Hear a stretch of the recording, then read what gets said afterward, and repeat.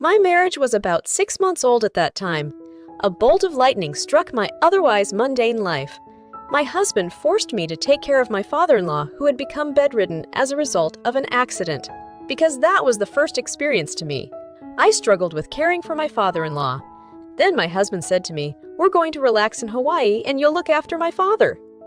My husband and my mother-in-law left for Hawaii, leaving me behind.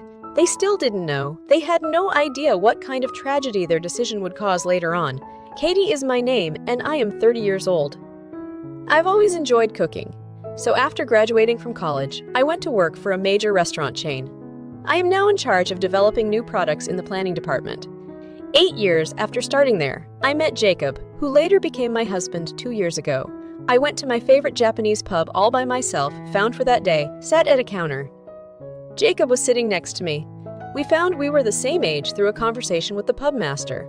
We had a nice chat and exchanged contacts. Jacob began inviting me to dinner on a regular basis after that, and we began spending time alone together. He was upbeat and funny, and I found myself drawn to him. He appeared to be the same way, and we started dating naturally. We got married 6 months ago after a year of dating. We are currently enjoying living together in an apartment located between our workplaces. I sometimes cut corners on housework because we both have work, but Jacob always smiles and says you don't have to be perfect at housework. I'm just happy being with you. I wish I took time to prepare dinner as well, but I'm happy just to be able to have dinner with the person I love. I believe. So thank you, I said. Jacob is always so gracious, only to you. I like to treat the people I like nicely. I'm so happy to be your wife. Me too. I'm really happy to have a wife like you. Even 6 months after our wedding, our relationship is still so good that we have conversations like this today. I thought that our happy days would last for a long time, but then all of a sudden, those happy days vanished. My husband was already in the living room when I got home from work that day. Normally, the first one who got home would say, "Hey." However, there was a somewhat heavy silence on that day. I nervously talked to my husband, who was on his phone with a worried face. "Jacob, hey, are you all right? Hey, Katie, I was completely out of it. What happened? You seem terrified." "Oh, it's just my mother called from your mom. Dad got involved in an accident." "What?" I couldn't keep up with the unexpected response, but we couldn't sit at home doing nothing. I immediately took my husband's hand. "What are you doing sitting there like that? We must visit our father now." "I'm afraid we can't." "No, why? There is no way we can meet him right now. Does that imply he's not feeling well?" "Yeah, we don't have to come because Mom is going to stay with him until he gets better." "Oh no!" His words made me realize there was nothing I could do at this point. I let go of his hand and sat down on the sofa. "I'm concerned if he is okay." Jacob remained silent. My anxiety was heightened by his silence. My father-in-law had only recently turned 65 years old. On his days off, he had often taken good care of his health, going hiking and golfing. My husband works for my father-in-law, who owns a business. My husband must be perplexed that my father-in-law, who is also his father and the president of the company where he works, is experiencing this. I couldn't imagine him in his usual cheerful mood that day because he was so depressed. We were finally able to visit my father-in-law. A week later, my father-in-law was lying in the hospital room with a powerless smile on his face when I arrived as my husband. "Are you all right?" My father-in-law apologetically scratched his head. "Katie, I'm sorry. I apologize for causing you a concern. I'm not upset. I'm relieved that you are safe. I'm glad to hear that and able to speak slowly. I'm fine. Oh, but please stay in bed for a while."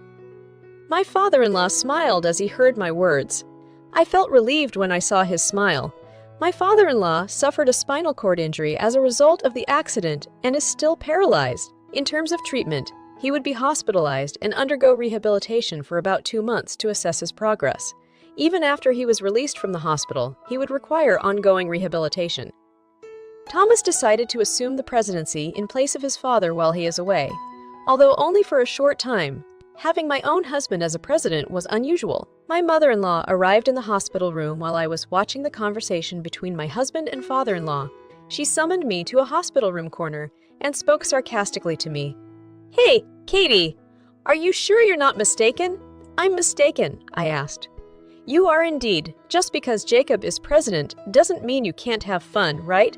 Please don't take advantage of Jacob. I don't have to be concerned about that because I'm employed and well compensated. I'm not sure in the first place you were aware that Jacob was the boss's son. What a vile young lady! The mother-in-law smirked and said those words matter-of-factly. But it was her imagination, not reality. I didn't realize Jacob was the president's son until we were dating for a while. As a result, my mother-in-law has been sarcastic toward me since the start of our marriage. I didn't want to be misunderstood and hated her one-sidedly, so I snapped at her on the spot. I didn't ask him for money. Jacob's personality captivated me. What are you on about? You speak to me as if you know who I am. That is correct. Nothing would be misunderstood by you. I'm not sure. Whatever you say, I will never approve of you. Oh no, my father-in-law, perhaps noticing her conversation, and asked, "What's wrong?" "It's nothing," my mother-in-law said, glaring at me. My mother-in-law's words and actions made it clear that she adored Jacob. She probably thought I'm a woman who approached her son for money because we married after only a year of dating. Her attitude toward me has been ruthless since the moment I went to greet her at the wedding. But under that circumstances, I never expected my mother-in-law to be so sarcastic towards me. My husband also adored her troublingly. He said something like this a few days later. "Katie, you're aware that my father will be released from the hospital the month after next, right? We'll be returning to my parents' house at that time." "Wait a minute," I said. "Why are you suddenly saying so?"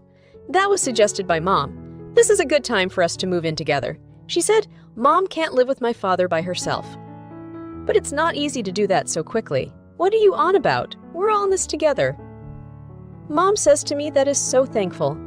I was perplexed, but he stated unequivocally, "Anyway, that is a decision. Simply get your belongings packed in time for the move-in." "Wait, I won't be able to commute to work if I move to your parents' house. We had trouble finding an apartment near our workplaces. Isn't it only 5 stops by train from my parents' house? You're very fortunate to be able to sit on the train in the morning." It appeared that my husband and mother-in-law had already decided to live together. After that, I asked my husband several times if we wanted to avoid moving in together, but they paid no attention to me. My husband became more devoted to my mother-in-law than ever before. On the other hand, his words and actions towards me became increasingly harsh. He was giving me another nagging lecture every single day. "How's the packing coming along? I won't be able to take time off work on the day of the movie. So you will fill in for me, okay? You will be in charge of all household duties and Dad's care. Don't make my mother suffer." Even before the move, I was mentally overwhelmed by such remarks. The company was in the midst of a busy season, and I was juggling work and moving preparations. I was physically and mentally exhausted. 2 months later, the move was completed successfully, and my father-in-law was released from the hospital. I hardly had time to breathe, but I started a new job as a caregiver of my father-in-law.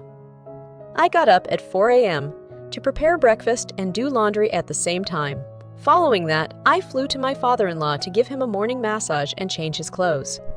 I had to finish breakfast before my husband and mother-in-law did, and once I was done, I helped my father-in-law with his meals. I finally left for work after everyone had finished their breakfast. Despite all of my caregiving and housework, my mother-in-law was not pleased. She would always try to prevent me from going to work in the morning. "Katie, do you have a minute? I apologize to your mother-in-law. I have to leave right now." "What are you on about? I'd like to make a complaint about your breakfast. That is why I am speaking to you. When I get back, I'll reach out to you." "Now I'm going. Don't argue with me. Just sit there." "No. Come on, take a seat." My headache began with my mother-in-law's yelling. I started having heart palpitations and headaches whenever my husband or mother-in-law gave me an unreasonable ceremony at the time. However, responding to them was counterproductive. The quickest way to complete tasks was to remain silent. Because of my mother-in-law's sermons, I was always barely on time for work. My coworkers were concerned about my tardiness because I had never been late before. 3 months had passed since my father-in-law left the hospital. I didn't have time to catch my breath because I was so busy. I had to prepare dinner as soon as I got home from work. My husband scorned the dishes I had hurriedly prepared in the limited time available. "What's the deal, Katie? I come home exhausted. And you want to have fish?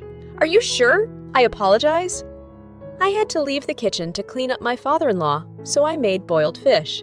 "You should make something that will increase my stamina. I'm not interested in boiled fish." My husband took out a cup of noodles and began to fill it with hot water as she watched me fall silent. My mother-in-law smirked, depressed. I went to my father-in-law and dressed for the evening.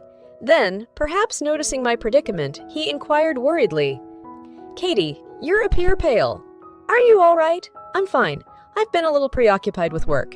"Is that it? I've been hearing a lot of yelling from my wife and Jacob lately." "It's entirely my fault. I'm not particularly talented in many areas. I don't think you look like that."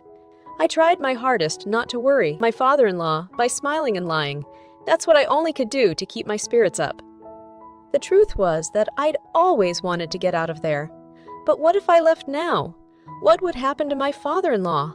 I couldn't just throw it all away after thinking about it. I had days off from work at the end of the year, but that didn't stop me from doing house cleaning. My husband made an outrageous statement on New Year's Eve. My mother and I are currently on our way to Hawaii. What? Hawaii? I spent a long time discussing it with my mother.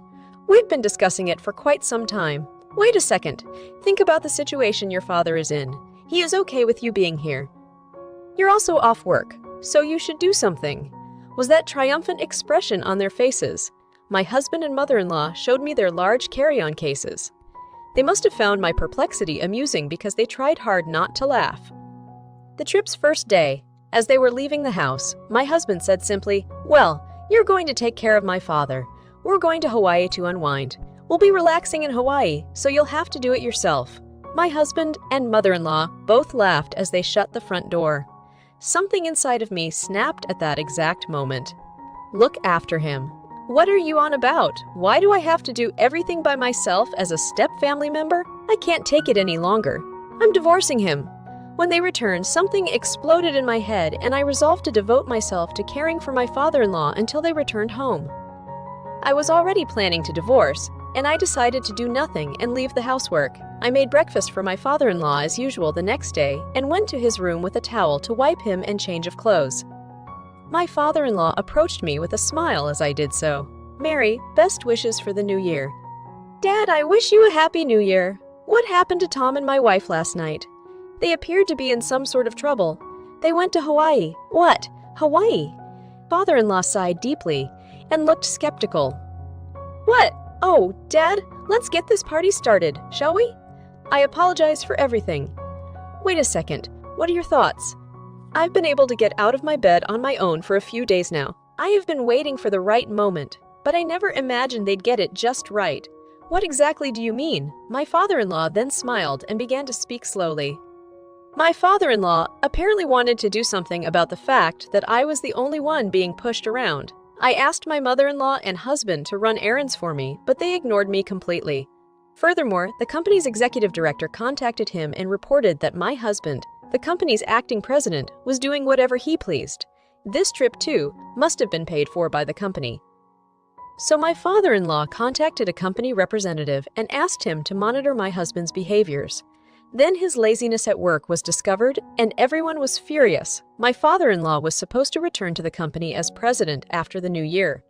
My husband was supposed to return to be an employee, but decided to fire him. The home is also in the name of father-in-law. While they were away, we changed the locks and devised a strategy to keep them out. When they returned, I went to the city office to pick up 2 divorce papers while they were there. A week has passed. The front door shook and the intercom rang repeatedly.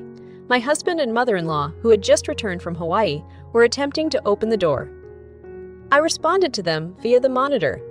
"Good to see you back. How was your journey?" "What the heck? Please open the door right now, because I am unable to do so. That's something I can't do." My father-in-law warned me not to open the door. What? What are you talking about? Hey, did you have a good time? The trip was company funds. How did you find out about that? I don't know. My husband's expression said I couldn't help but laugh as I watched their expressions on the monitor. My father-in-law, who was listening to the conversation, then interrupted from the side. "Oh, you really embezzled my company's money. Why? You weren't supposed to be able to stand. I've been able to stand for a few days now, thanks to Mary's rehabilitation assistance. And the managing director has told me about your shady attitude at work." "Who is the managing director?" No, Dad, nothing was done by me. Give it up. You've been fired, you inept piece of shit. Pack your belongings and leave my office immediately through the monitor. My husband began to complain with tears in his eyes. You won't leave me, will you? I snapped back at him as he clutched at me. What? What are you talking about? Do you know how I felt from the time you decided to live with parents without my permission until today? You took advantage of me along with Mother and forced me to take care of your father, as a matter of course. Do you have any idea how hard it's been for me? Oh, calm down. I'm sorry. I'm sorry. Your apology is worthless. When you left on your trip, I understood. It's a waste of time to continue the family with you. I'll live on my own. I don't want a motherfucker like you. At my words, my husband backed away, dazzlingly. My mother-in-law hurried to support him. The scene was that of a painful mother and son. After that, my father-in-law opened the front door and confronted them with the divorce papers I had received. I had them fill out the divorce papers right then and there, and I kicked them out and locked the door. My husband and mother-in-law pleaded repeatedly opened this door, but my father-in-law never responded to their pleas. I have not seen them since. Rumor has it that they are both unemployed and cannot afford to rent a room, so they are sleeping in a comic book cafe and working day jobs. It must be a world of difference from the life they had been leading. Well, the punishment is well worth it for them. After the divorce, my father-in-law said to me, I'm going to hire a housekeeper from now on, so you are free to go. I took him at his words and moved to a place near my work. I am now living a comfortable and fulfilling life. I cannot thank my father-in-law enough for saving me. I am determined to repay him in any way I can.